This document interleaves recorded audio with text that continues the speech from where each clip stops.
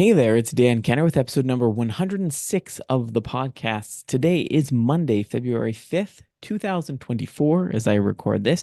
And today we are speaking to Amy Standage about your self-worth as an author and as a person. Now, it sounds a little bit funny talking about it that way because I think many of us know intrinsically that we have worth or purpose in this world. But sometimes it's hard to feel that way, particularly when you're an author. It's isolating. So we talk a little bit about that. We talk about her experience getting into authoring and navigating the many unknown paths, which many of us have gone through. I know that I did when I started authoring. So you want to stick around for that conversation. It's really positive and enlightening. And hopefully you'll learn some things about how to be effective with your writing as well as try to stay positive, in recognizing your worth and the worth of your writing. So great conversation. Now, in terms of updates, not a lot has happened in the past week other than I spent a significant amount of time trying to determine what I wanted to write next. You know, as a pantser in life and writing, I had spent a lot of time thinking about it and decided to go one way and then ultimately switched and decided to go another way. It's just kind of the way I lead my life in a lot of ways. Now, is it effective? Probably not, but for the most part, it works as long as I'm on my toes and recognizing what's most important next. So, that being said, I was planning on rereading The Etcher's Plight, which is an epic fantasy book that I wrote. It's roughly 180,000 words. Um, but when I went back to read it, I thought, you know what? I just finished Demon Blooded, which is book two of the Hidden Heritage series. There's six of them. Because I just finished that, the story is on my mind, and I think it would save me time. I'm not sick of the story. I'm not sick of the characters. I've got plenty in me still for that story. So why forget all of the things that I just wrote when I can go into the third book? Now, I may be burned out by the time I get to the third end of the third book. We'll have to see. But I decided to switch back and start writing Dwarf Blooded, which is the third book of that series. I think it's taking a whole different perspective on this one. It's hard to describe exactly what that means, but once again, this is a different POV. It's a third character POV. Each book will be a different point of view, which is, keeps it fresh for me. I think it's kind of fun. It'll have a lot of the same characters, but different perspectives allow you to add that different flavor to the book, which I find so fun. But then I realized, you know what? It is the beginning of February, and I have vowed to myself that I would write a short story to submit to the Writers of the Future competition each quarter. Less so because I want to win the competition, and more so as a motivator to help me write short stories, because I think it's a good way to keep the writing fresh. It gives me that skill of writing short stories, which is a different skill than writing a full-length novel. So, I wrote probably about the first chapter of Dwarf Blooded last week, and now I have begun the short story, which is actually going to be an origin story to some degree for a couple of the side characters in the Lightbearer Chronicles. So, in an effort to pin myself down on stories, I'm going to continue trying to write stories related to my existing books. That is just to make sure that I don't lose track of these projects I'm working on. I don't want to get distracted by another side story. So I began that today. And if you've read the books, this is going to be a side story of the brother side characters in the Lightbearer Chronicles, so Harmel and Shrell. I already have an idea, I think, of what I'm going to write it, but it keeps changing as I'm writing it, as is the life of a pantser. So, and I'm just excited to get it out. I think it'll be fun to discover that. And hopefully you enjoy it too, those of you who decide to read it. Now, I'm also an author updating, finally fixing my website. Not that there was a bug or anything, but I published three books back in December, the co-authored books, The Kids of Cyber City, and I figured I need to represent them on my website. It is a little bit outdated, so I'm rearranging things, creating sections for, epic fantasy, young adult, as well as middle grade, because I continue to write in those different areas. The Hidden Heritage six-book series is YA. The Etcher's Plight is epic fantasy, and I do anticipate writing more middle grade. I don't know when, but I'd like to. My son is trying to get me to write a mystery. I've never written a mystery. So we'll see.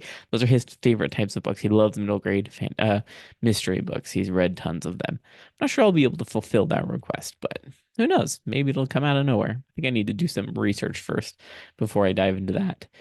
In any case, I'll have an updated website soon. It's not quite done. I'm almost done, and then I'll be able to publish those. So that does mean you will be able to buy signed copies of these Kids of Cyber City. I haven't been able to sell those because I hadn't updated my website yet. So once it's all updated, probably in the next day or two, you will be able to buy signed copies. So if you're interested, you can do so, and I'd love to ship you some copies signed. Other than that, no updates. Next week, I am headed down to Provo for our Life, Universe, and Everything LTUE conference in Provo. So yeah, I've got, you can see, I don't know if you can see in the video, there's a stack of boxes. That's my book stock as well. I've got a banner, I've got a table runner, I've got all sorts of fun stuff that designed myself. Hopefully it turns out well, but that remains to be seen. Next week will be interesting. A lot more to prepare for it. Now, in terms of homesteading, not a ton of updates on that front. Once again, winter, things are unusually warm. I think I talked about this last week, but we're getting like upper 30s, low 40-degree weather in February. Keep in mind that last year, at the same time, our highs were looking more like 11, 12 degrees Fahrenheit. So that's very different. We got a bunch of snow this morning and it's already melting. It feels very much like when we were down in Utah. That type of thing happened more in Utah. Here, it's just bitter cold, usually until the end of March. Not sure what to make of it. It's very strange, but at least we got some snow. So that's all going to melt and go down into which is good. So we can avoid the drought situation. And yeah, other than that, everything's just stable, trying to keep the goats happy and healthy, giving them their minerals so that their pregnancies are great. We are looking at about, let's see, 2 months, a little more than 2 months out from them having their babies. That goes really fast.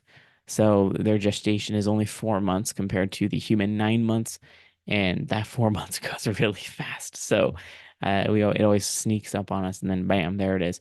I think we're going to be a little bit more prepared this year because they have been getting some minerals. Last year, the births were a little bit more challenging than we expected. Not that they weren't taken care of, they had all the food, they were healthy, but there's some specific minerals that's not provided in the hay. They were getting minerals, but it's something called selenium, vitamin E. You pretty much have to inject that down their throats. It tastes good, but goats are just stubborn. So the only way to get it in the goat's mouth is pretty much to pry their mouth open. No matter how much they like you, they don't like to take it. I mean, it's got like sweetener and stuff in it, so surely it tastes good. Granted, I didn't taste it, but yeah, we've had to shove that down their throats, and we've been better about it this year, just because last year there were some kidding problems. Primarily, the it's generally goats who have had multiple births will continue to have multiple births, meaning they have more than one baby.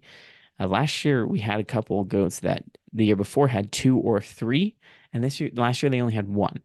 So it was very odd. They were very big. It was just one big baby, and it is a sign of vitamin E deficiency. So that's where, like, well, we'll be on top of it this year and make sure everything runs smoothly. Hopefully, we'll see that, but that will remain to be seen.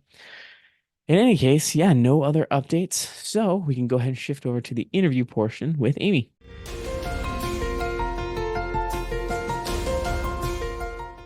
Hey, Amy, how are you today? I'm good. How are you doing, Dan? Doing very well. Looking forward Good. to learning more about you and hearing about your perspective on authoring. But before we dive into that, how long have you been writing and publishing? Oh, I have been writing most of my life. I started writing in high school and chased publication for many years. And then in 2020, decided to go indie and published my first book in 2021. So just that's just not too long ago. Actually, it kind Yeah. of was. Come to think of it, it's 2024 already. Yep. It's Crazy. been almost 3 years since I released my first book. So I'm really curious to know because everybody has a different reason for going indie. But what were the reasons for you why independent publishing was the right choice? I was on the fence for a long time. I really wanted to go the traditional route, like I'm sure most writers do.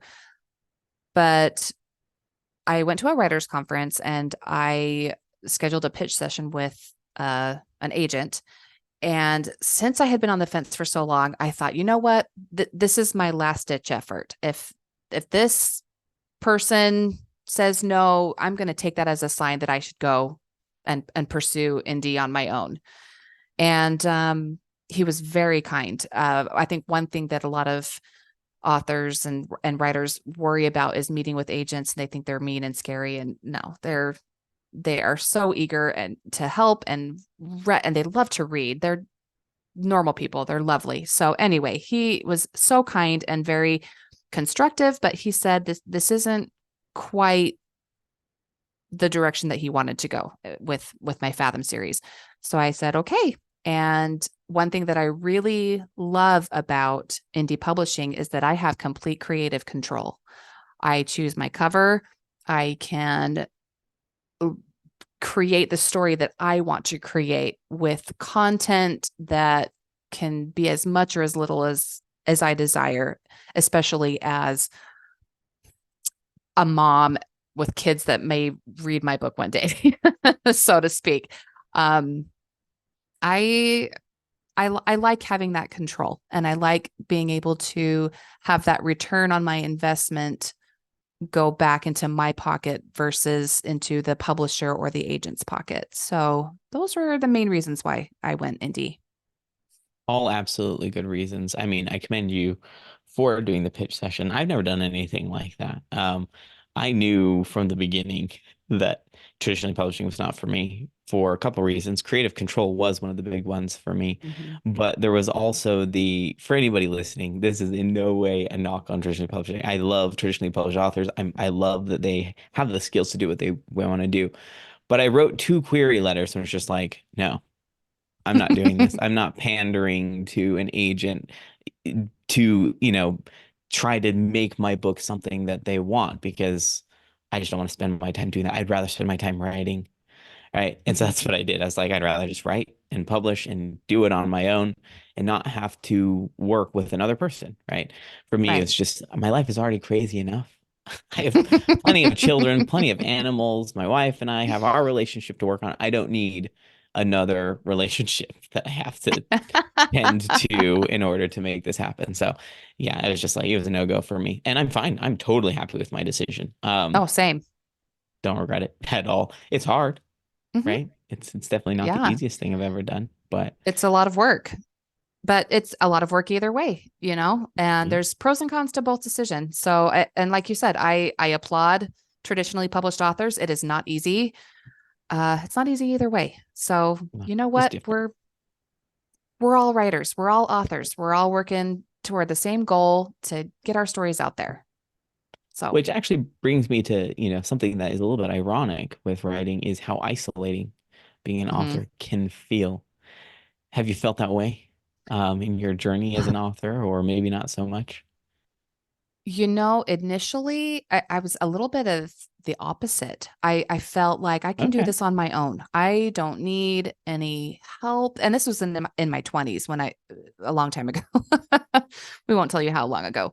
Couple of years. It's only been a A few couple of years. years, Yeah, let's be honest. we'll go with that. I thought, yeah, I can do this on my own. I don't need any groups or partners or anything. I can do it. And to be honest, that was a mistake. I a few years ago found my writing group, my critique group that I'm part of, and I absolutely love them. They are my cheerleaders and my sounding board. They're fantastic.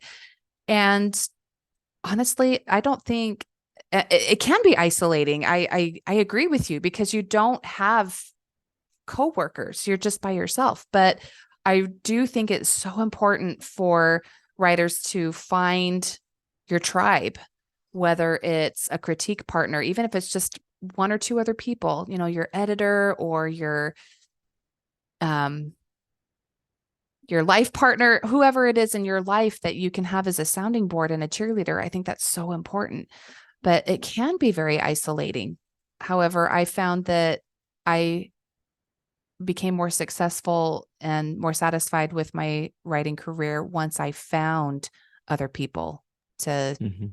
to cheer me on and to help me along the journey. So I Well, and I think, yeah, we're herd animals for lack of a better term, yeah. right? I mean, people may not like that, but we like being with other people. It's just the human nature to want to have companionship and relationships and friends.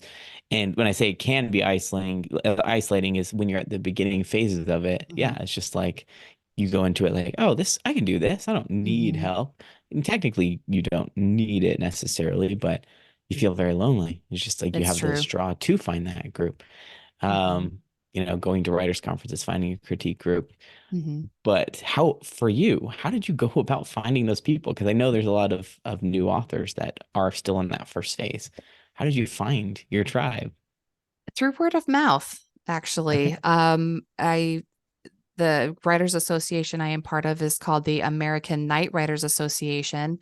It is a faith-based writing group that used to be based here in Arizona, but has since gone nationwide and I believe worldwide now too.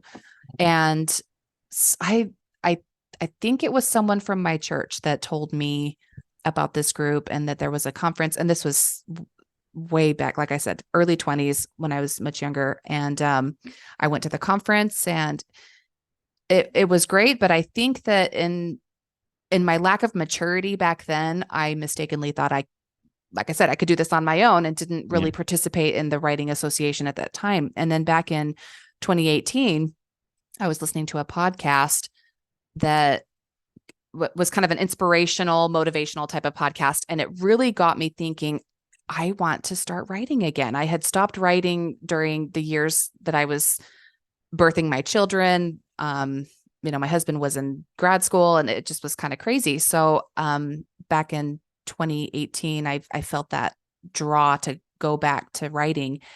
And so I looked up this writing association again that I had participated with, years before and went to the conference. And I just felt like I had found my people.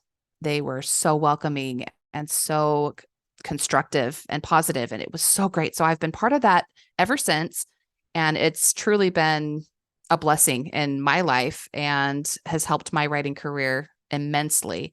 So, I guess short answer to your question is just by word of mouth is how I found my group. However, one group may not suit every author. So there's always social media groups. Facebook is a good place to find resources for that kind of thing. I think even Twitter. I have a friend, Oh, Darcy interesting. Cole. Yeah, my friend Darcy Cole. She's also on TikTok. She found some of her critique partners that she has become lifelong friends with through Twitter, oddly enough. Oh, So, cool. yeah, social media. Who'd have I'm thought? not a social media person, so Discord is another one that I know a lot of people like Oh, to meet on. So I'm not a huge Discord user. I I've have never used it before. historically, Yeah. but yeah, just like kind of like Slack messenger type experience. But Uh-huh. yeah, I know there's a lot of like author groups and whatnot. I am technically part of one, not super involved though.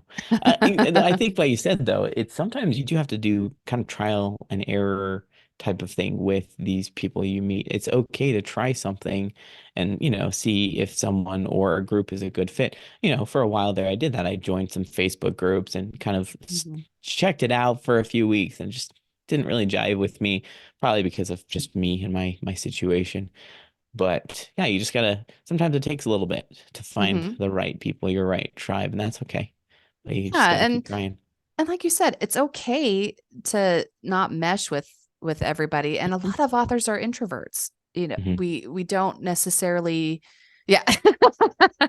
I call myself an introverted extrovert. That sounds Hmm. weird, but I love being with people. I love meeting people, but I treasure my alone time.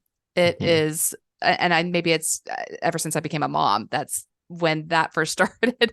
I'm constantly surrounded by little people all day long. Hmm. So when I have my alone time, it is precious to me. So every author group is not going to be right for every author. So it's important to put feelers out there and see what's really going to work for you. And if it's not a, a group that suits your needs and you don't have to be part of them all the time or Hmm. participate all the time, just find that give and take that works for Hmm. you.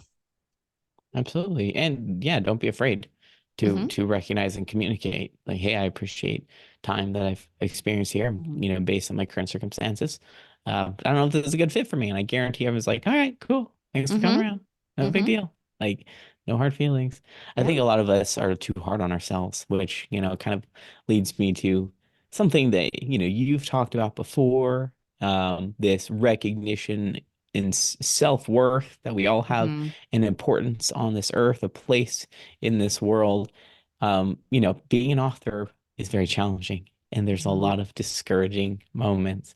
So for you, how do you find your worth as an author and as a person? How do you continue going forward despite those challenges?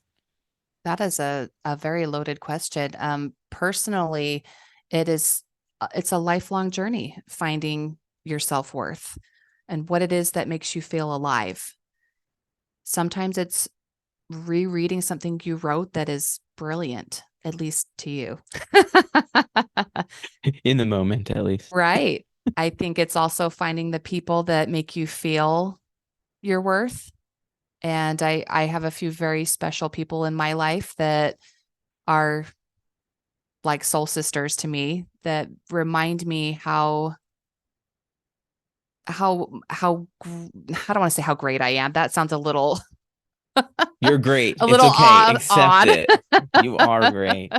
But all of us are. That's something I'm really passionate about is that every person on this earth should feel like they are important and needed and loved and that they have a story to tell or a story that resonates with them, whether they're a reader or a writer. And I never want, and maybe it's because I experienced unkindness as a child and in my teenage years, and it could be that, but I've always been very passionate about kindness and spreading that love and making everybody feel like, you know what, you're worth my time and you should feel like you're worth my time. So I don't know if that makes any sense, but I always hope that every person that either reads my books feels that they have a place in that world and that they can find the books that speak to their hearts and make them feel like, yeah, I can be who I want to be. I am worth the time. I am worth the effort. I am loved. So I mean, that you that's my highlighted philosophy. so many important things there. That, I think I agree. Everyone has the right to feel that way. And I think as often as possible, we should help others feel that way. Not trying to play devil's advocate or anything, but I'm curious because you're a mom of three, you Hmm. have a household that you're, co-running, I'm assuming with with Oh, your sure. husband. Hmm. Um, how do you make time to help people feel that way? I mean, as a father myself of six kids, and I've got a job and I'm an author, I've got all this homestead stuff going on. How do you make the time to help others feel that way? Give them the time of your day so that they Hmm. can feel that they are loved by you.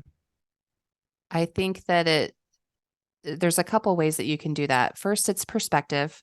If Mhm, you see everybody that you come in contact with through the lens of that person is loved by someone, mhm. whether whatever their story may be, whatever their life may be, that person is loved. That person is important to someone. And you treat them with that respect and kindness accordingly. And this is just day to day interactions, whether you're going to the grocery store, because especially people in retail, they experience so much negativity and I've worked complaining in and retail. It's right. interesting. Oh, yeah. It's it can it's a jungle out there. So just Mhm. treating people with the dignity and respect that they deserve, I think is a really good way to make someone feel that they're loved and to lift their day. And and I'm gonna be honest, this is something I got to work on with my own family is as a father of six, that's a big family. And you have these children that you're raising, and it's up to you to make them feel like they are loved and needed and have a place in this world. So I like I said, some days as a mom, I struggle to have a positive interaction with my kids all the time. However, it is a matter of perspective and focus.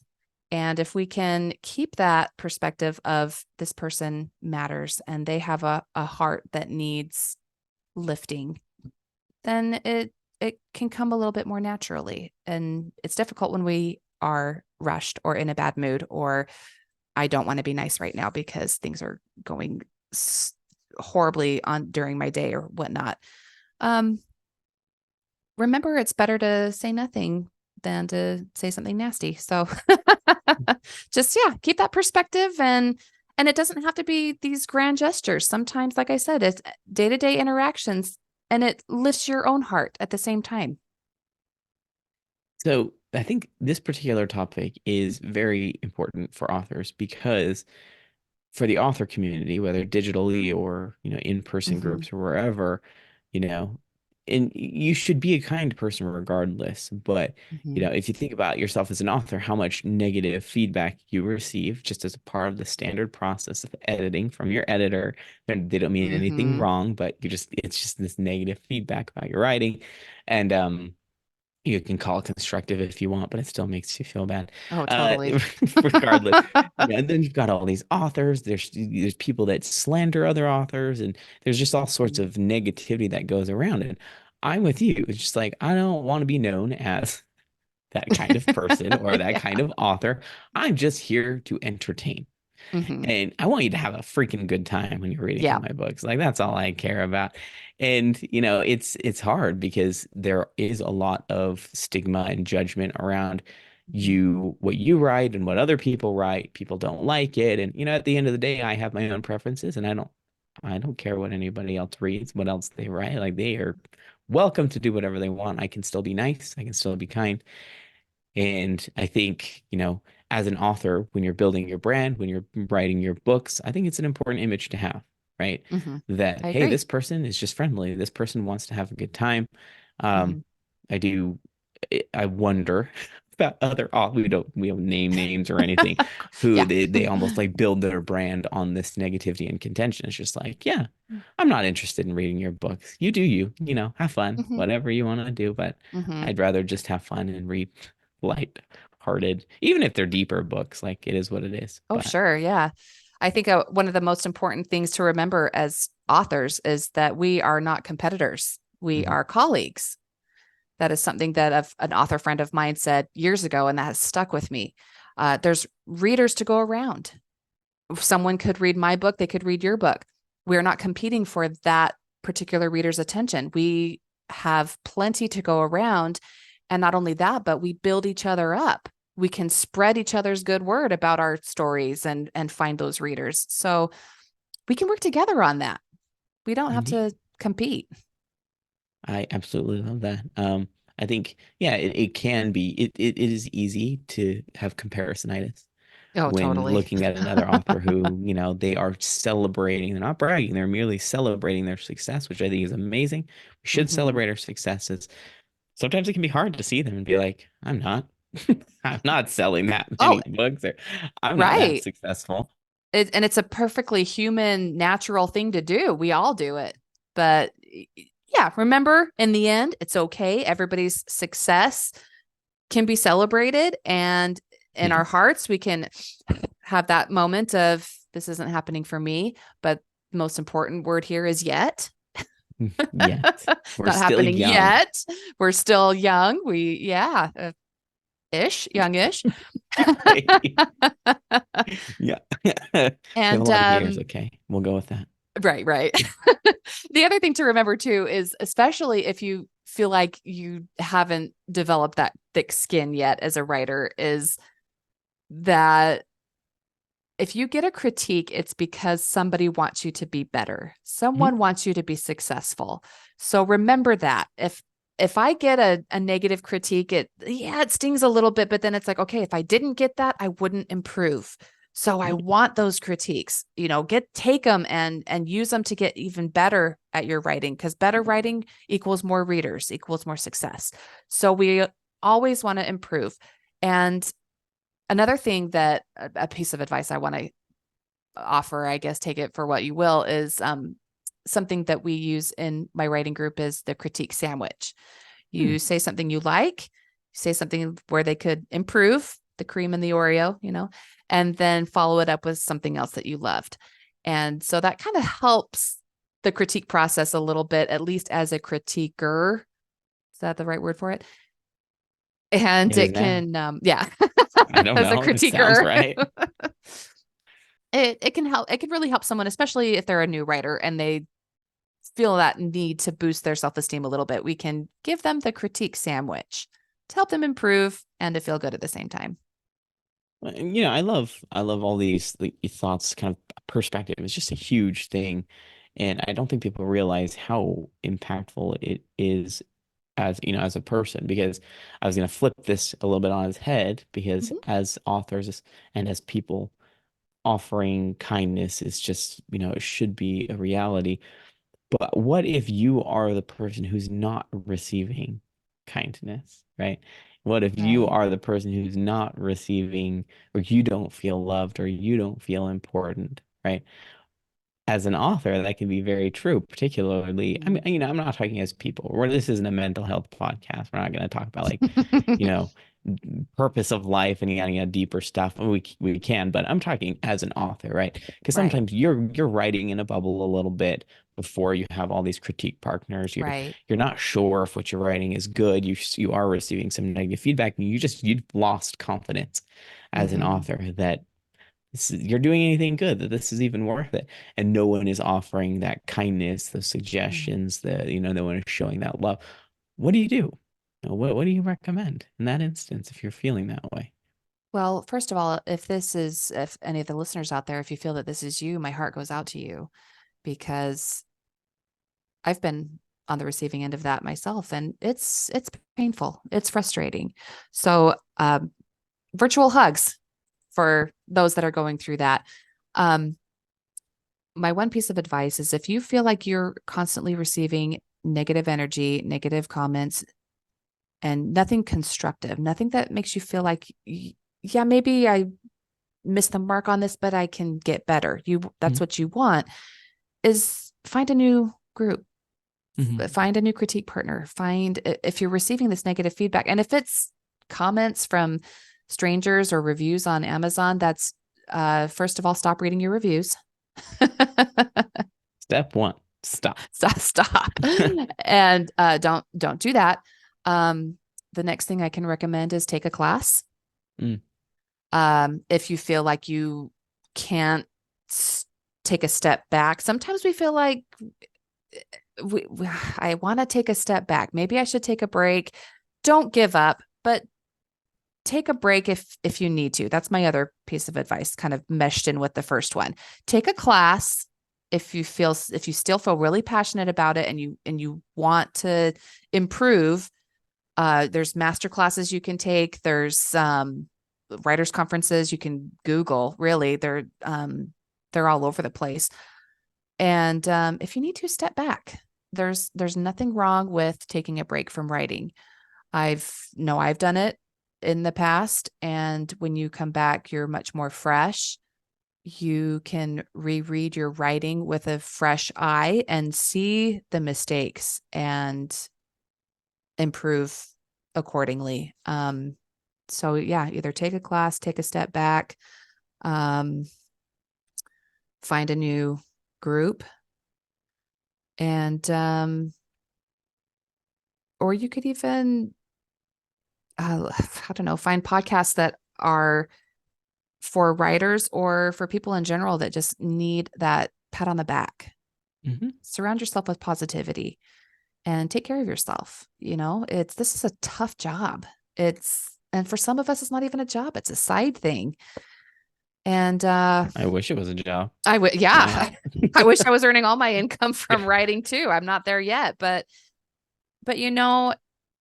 it's tough. And sometimes it takes some soul searching, but just remember you're going to be okay. And again, hugs and pats on the back and all the encouragement in the world. It's tough, but we're all constantly learning.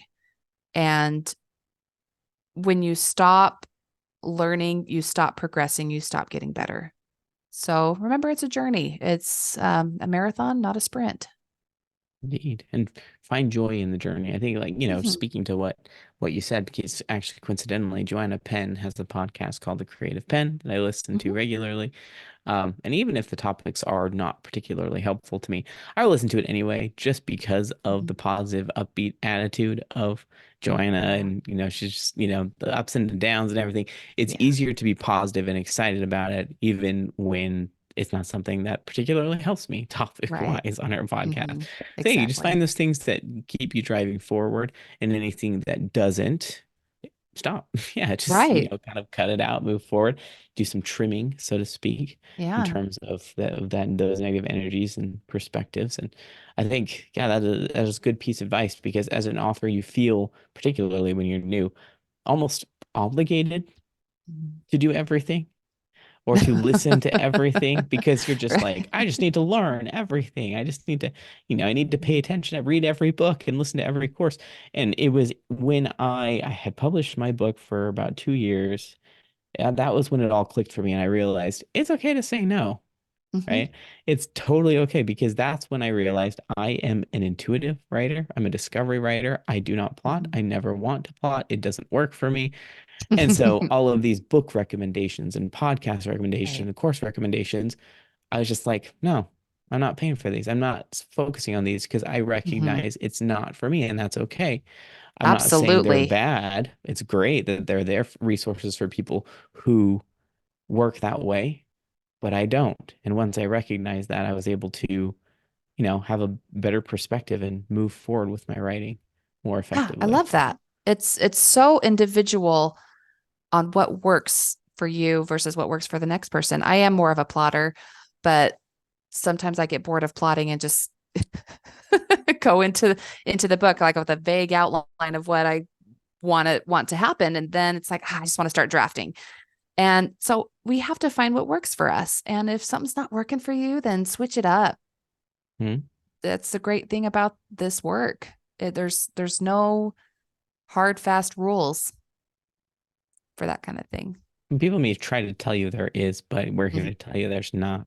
Right. So it's just a reality. Everybody's so individual, and writing is this big nebulous thing. It's this Hmm. huge topic, and there's so many different ways to do it. But I think it's worth investigating, and like you said, taking courses, and Hmm. I think they're very helpful. But just be sensitive to yourself and recognize when I'm a big believer in the gut. Your gut feeling, your gut Mm. reactions are often much more effective than your brain. Not always, Yes. but sometimes it's just like, Hmm. this just doesn't quite feel right, even though intellectually it seems like it's the right path. It just doesn't feel right. Great. Right. Don't do it. Right. If it doesn't Yeah. feel right, probably not right. Yeah. If it's not So, bringing you joy, then why do it? You mhm. know, find the way, the path that brings you joy. And if it's So, building you sorry. up and building up others, then go for it. That's what I think. Indeed. So I actually wanted to segue a little bit into the books that you've written. So Hmm. you've published a trilogy so far. Hmm. Is there anything else that you've published up till this point? No, I do have a new release coming in March. It's a different series from my last one. I'm excited about it. It's going to be fun to switch gears a little bit from mermaids to vigilantes. Just a little bit. Yeah, Minor change. that and to give a little bit of shameless self promotion there. Um, but yeah, I took a break from writing for a little while because I was helping to organize a writers conference. This was back in Nice. 2023, and that was a year long effort with an incredible team of people that I got to work with. They were amazing, and because of the mental energy that went into that project, I didn't have much left for writing. So I kind of put that on the back shelf for a while, but I have since picked it back up and I'm releasing this next book March 15th, hopefully. And yeah, I'm excited about it. Coming right up. That's awesome. I had no idea that you organized a writers conference. That is huge. Is a huge objective, or a huge project. Was that local, or did you have to travel far for it? Oh no, it was here in Arizona. It was with Okay. my writing association. And like I said, without this team of people that I had with me, it would never have happened. I had people that had much more experience than me in organizing this type of conference there to advise me. And I had a lot of people that I could delegate tasks to.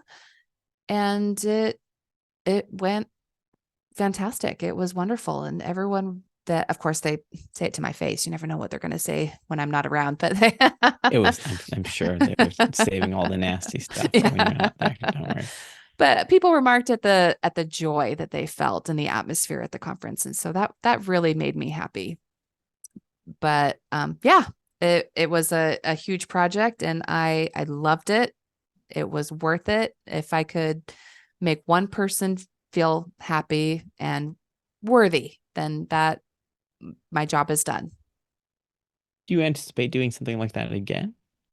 Or Oh, possibly. awesome. Um, if I were approached, that's what happened with this last one. They approached me and said, "Would you like to help out with this conference?" And I had to give it some thought and consult with my husband a little bit, but then in the end I said yes. And so yeah, if I were approached about helping out with something like that, I would consider it, but I would have to very much step back and take a look at the busyness of life and make sure that it fits in to my life and my family and the needs of my family. So, Indeed. Yeah. Once again, gut feeling. See if it mm-hmm, makes sense, if it fits. exactly. I know there's a lot of alternative. I'm sure you didn't make any income from that, but I know that there's an alternative. There's a lot of alternative forms of income for people who are seeking to shed their normal job. No, and I've Mm-hmm. actually coincidentally heard of people who, they start small with conferences like this, and then it builds up and builds up and soon becomes a bigger thing. And I know I wouldn't have the organization skills or the mind for it, but was this a decision just because, you just wanted to help out and, have a experience it for the first time, or was this a business decision for you to, put your writing on hold and dive into this author conference? It was a little bit of both, I'm gonna Nice. admit. I did want to give back to this organization that had helped me so much in my writing career. And so that was part of the reason why I said yes. And the other reason was because I wanted to have that networking True. ability and an opportunity really to rub shoulders with some very talented writers and I did get to interact with some other agents and editors, and I'm an indie author, so it's kind of liberating when you go indie because then you meet agents and you're like, oh, I don't have to impress them. Exactly, right? I don't have to worry about embarrassing myself. And again, lovely people. Everyone is that I worked with was just fantastic with this conference, and yeah, I wanted to network and I wanted to have a great time and I wanted to give back. So there was a twofold uh motivation there. No, it's so fun. We don't have a lot more time to dive into that. I'm genuinely curious about Mm-hmm. what all went into that, the operations, but um so cool. And it's Oh, so thanks. awesome that, you thought of ways that you could give back. I know for people listening, they're like, you may be thinking author conference, not for me, Mm-hmm. introvert. But, there's lots of different ways to show that kindness, to give back, and through Mm-hmm. social media, through emails, through just reaching out to other authors who may need some encouragement.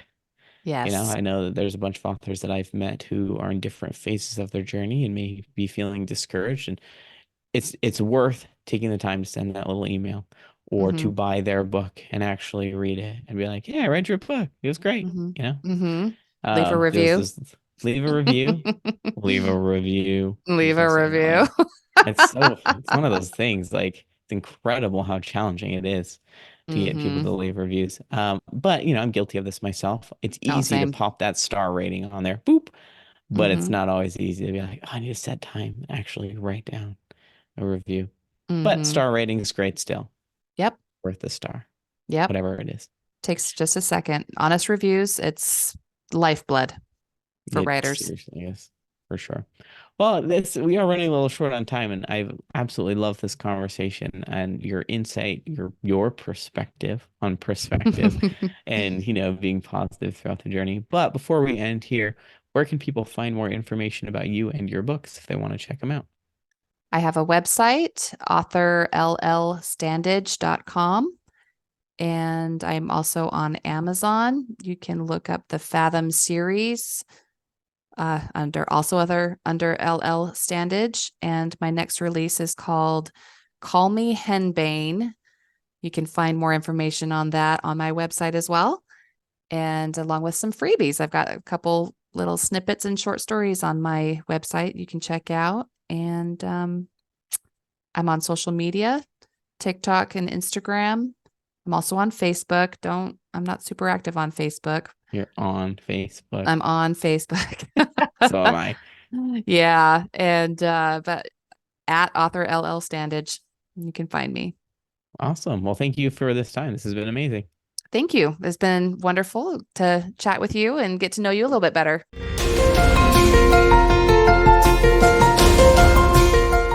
I hope you found that helpful and interesting. I know that talking to Amy was very encouraging, particularly for, when I think back to my early days of being an author and feeling like what I'm writing might not be good enough, or in my stories, sometimes I still have those thoughts that my stories aren't good enough. But, even despite those thoughts, we can be positive and move forward knowing that there is worth, those stories are for someone, and we may just have to do a little bit of workshopping of them.